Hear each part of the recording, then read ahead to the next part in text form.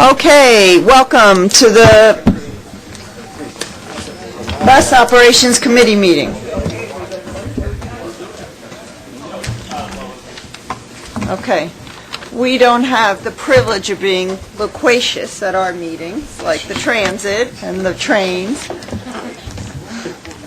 We have 10 minutes, so if at the risk of anyone feeling like I'm rushing this meeting so we can sort of get back on schedule, I want anyone to know, the public, the board, the workers of the MTA, of the bus committee, that we also have actually 2 months now where we can speak about things outside of the meeting if there are concerns that you feel you're being rushed through here.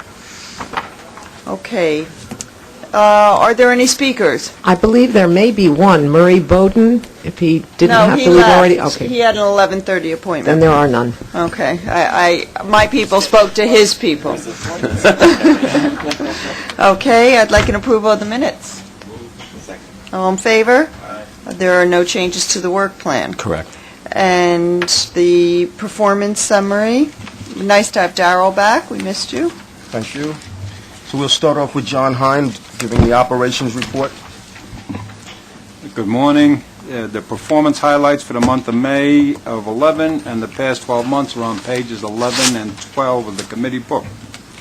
For the month of May, combined bus MDBF was down 9% compared to May of 2010 levels. AM pullouts were up by 0.2%, and PM pullouts were up by 0.6% as compared to May of 2010. Completed trips were up by 0.9% from May of 2010. Over the 12-month period ending May of 2011, combined MDBF fell by 7.8% compared to the prior 12-month period. AM and PM pullouts, as well as completed trips, all fell by less than 1% during the recent 12-month period. The various actions being taken to address the declines in MDBF that were presented at the May committee meeting are being implemented, and we expect improved results in this area in the coming months. That completes the operations report. I would like to introduce Steve Vidal for the safety report. Good morning. Our comments on the April customer and employee safety performance refer to the results that are on page 13. I'll begin by reporting that all 5 safety indicators showed positive monthly trending across the 3 bus agencies, as well as an improved position from the prior 12-month period, as I'll now explain.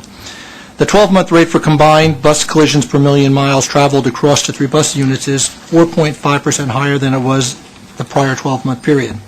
Although the 12-month average is higher, April represents the 3rd consecutive monthly improvement as impacts of the December and January winter storms continue to be mitigated over time.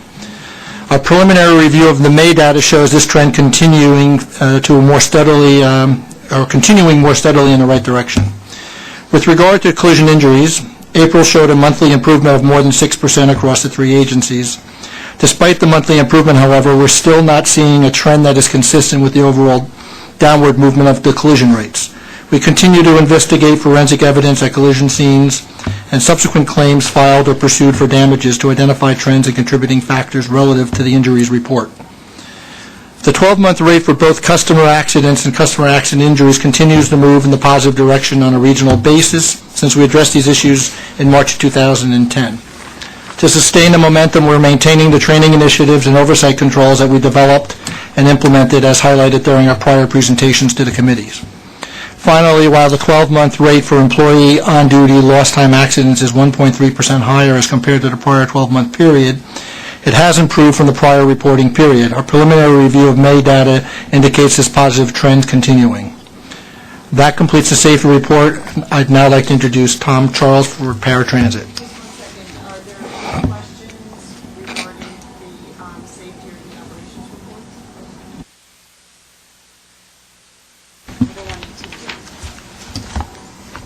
Good morning. The paratransit report is on page 15. For the month of May 2011, accessorized paratransit ridership was up only 0.1% compared to May 2010 levels. Able ride ridership decreased by 5.1% from May 2010 levels. Over the 12-month period ending May 2011, there were only 0.7% increase in accessor ride requests for service. Able ride experienced a 12.9% decline in requests for service over the same 12-month period.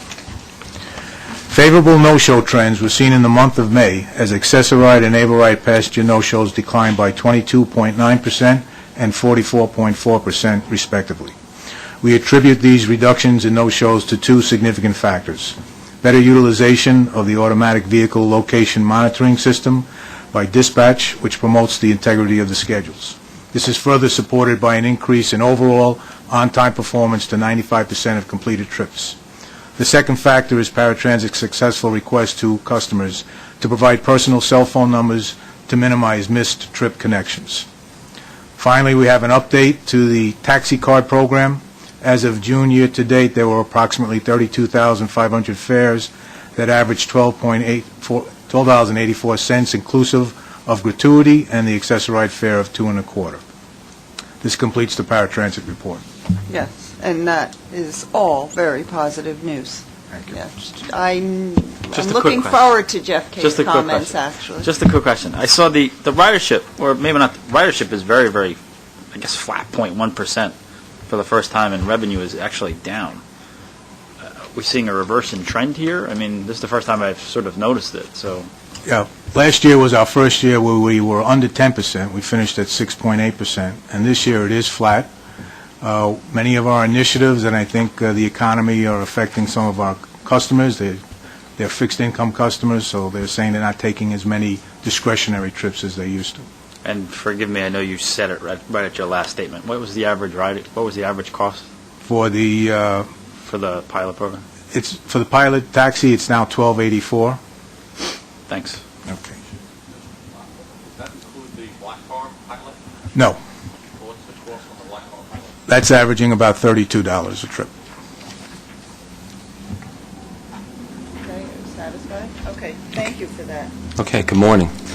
We'll start with the fixed route ridership report on page 14 of the book. For the month of May 2011, average weekday ridership fell at all three agencies when compared to May 2010. For Long Island Bus, average weekday ridership fell by 2.1% in May 2011 as compared to the prior May. In MTA Bus, ridership fell by 0.9%, and New York City Transit Bus fell by 5.1% for the same period. With regard to average weekend ridership in May, Long Island Bus was down slightly by 0.6%, while MTA Bus fell by 3.7%, and New York City Transit Bus weekend ridership by 6.8%. Express Bus ridership on weekdays fell at New York City Transit and MTA Bus in May by 5.1% and 3.7%. When we took a look at preliminary data for June, there were decreases in average weekday ridership at all three agencies when we compared it to June 10 levels. For June 2011, average weekday ridership was down 5% in New York City Transit Bus, 1.8 in MTA Bus, and 2.2 in Long Island Bus. I'm moving on to the revenue and expense budget report. That would be on page 16. Farebox revenues year-to-date through May 11 were still down across the board when we compare it against the adopted budget. MTA Bus was 2.8 below budget. Long Island Bus was 2.2% worse, and New York City Transit Bus was 4.2% worse than budget through May. Overall, fixed route farebox revenues are $18 million less than the adopted budget through May of 2011. However, when it comes to expenses, May 2011 year-to-date non-reimbursable accrued expenses still reflect the favorable trend for each agency. MTA Bus, Long Island Bus, and New York City Transit Bus continue to remain below 2011 budget levels by $13.2 million in MTA Bus, 1.1 in Long Island Bus, and $43 million in New York City Transit Bus. Now, the underruns are primarily a combination of vacancy levels, reduced overtime spending, significant paratransit economies, and some of it is timing, which will correct itself in the opposite direction as we go further into the year. That concludes the finance and ridership reports. If there are any questions, I'll take them. Otherwise, we'll move on to procurements. Okay, Okay. spend the money. There are 3 procurement actions in the committee agenda for approval this month, totaling $1.38 million in expenditures. 2 of the procurement actions are competitive, and 1 is a ratification. What page are they? The competitive action begins on the first one is on page 52 of the book that I'm going to highlight. That's a request for the committee and the board to approve the RFP process for the design, purchase, and installation of a vehicle-based bus lane enforcement system for select bus service routes operating in dedicated bus lanes. As you may be aware, a bus lane camera pilot has been in effect on SBS routes since spring, and early indications are that it has been successful in achieving our objective of speeding up SBS service. This is an authorizing resolution for an RFP and will allow the Department of Buses to expand the camera enforcement program system to additional buses on the current SBS routes, which are the M15 in Manhattan and the BX12 in the Bronx, as well as the potential for future SBS routes. On page 54, there's a ratification action that's associated with the declaration of immediate operating need to award a contract for the overhaul of 46 MCI buses in the MTA bus fleet. The establishment of a shop program in 2010 for the MTA bus fleet was delayed due to startup issues, which necessitated a 3-month closure of the shop, and as a result, the deferral of in-house work required us to outsource the overhaul work for a portion of the production schedule. The cost of this contract reflects primarily vendor labor, since the major components and overhaul kits had already been built by storeroom personnel and therefore were provided to the vendor to support the overhaul. Any questions on this month's procurement agenda? Okay, we'll move it for... I move it. Second. All in favor? Aye. No questions? Okay. Okay, Norm Silverman for service changes. Good morning, or I guess it's technically good afternoon. There are 3 bus service changes included as information items in this month's agenda, 2 for MTA Bus and 1 for New York City Transit.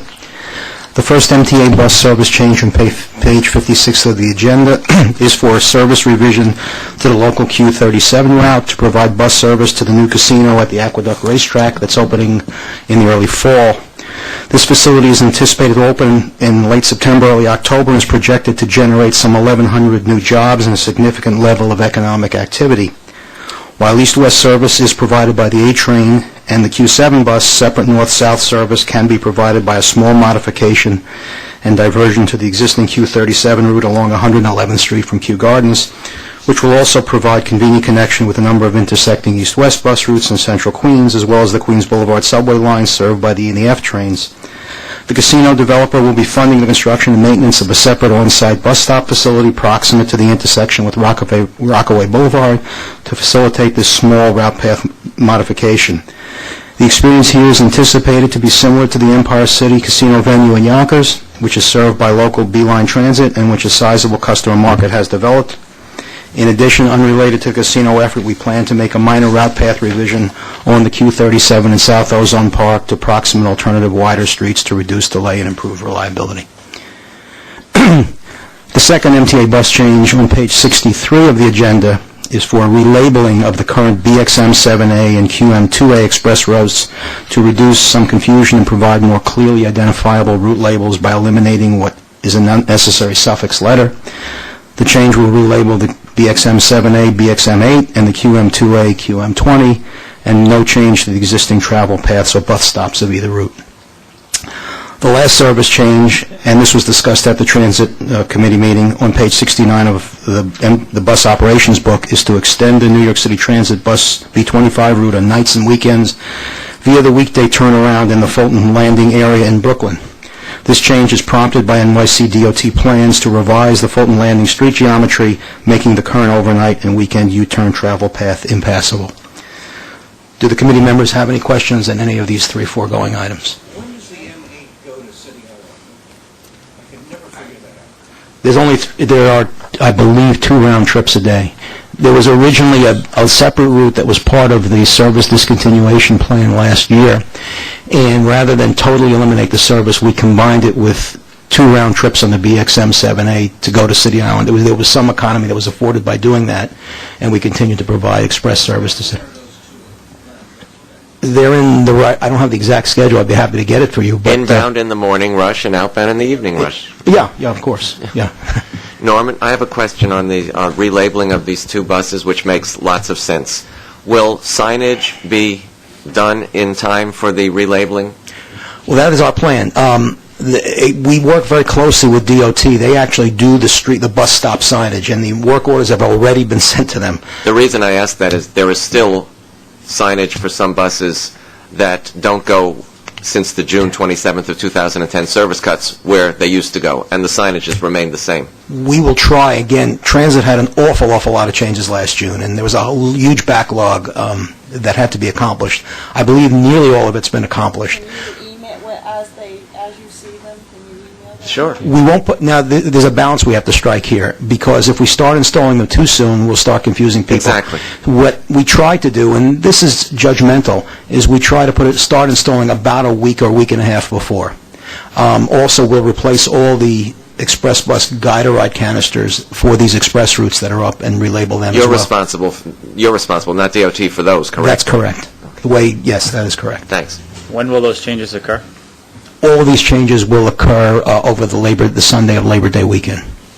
I'm very happy about it. It's right in front of my house. I never understood the QM2A and the QM2, so I'll let you know when the sign changes. Thank you all.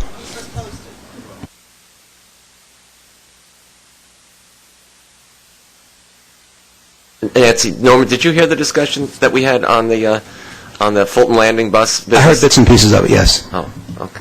Okay, because there was a lot of comments about that, and Peter was good enough to explain it, and Lois, but there really haven't been community type meetings. So Lois and Peter have said they were open to changes in the future, and I know that DOT just sprung this on you, and there really isn't too much choice at the moment, but it's better if lots more people have something to say about it. So, well, in this particular issue, I'll defer to Peter's discussion of exactly what the happenstance there, but it's not unforeseen that DOT does not impose things on us at the last minute.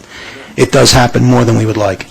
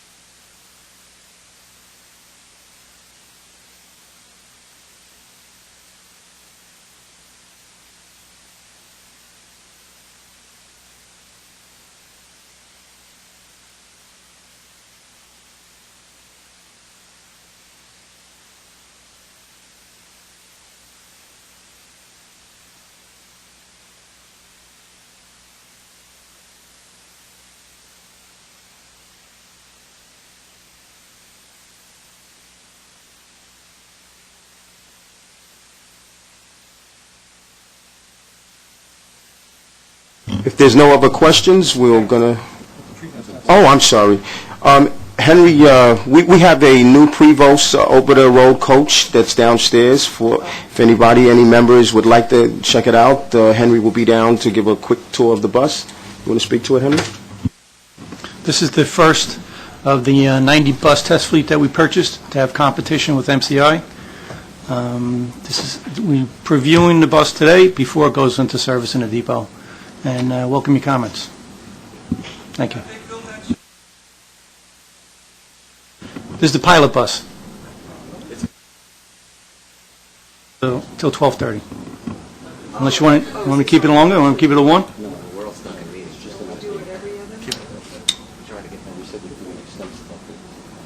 I'm open to suggestions. What time? Okay, one thing we're going to add to the agenda. Okay. You got it.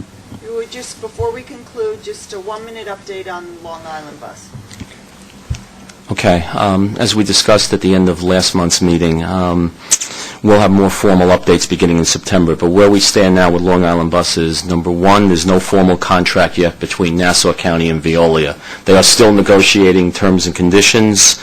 The indications we had last heard were by the end of July, which leaves them a week.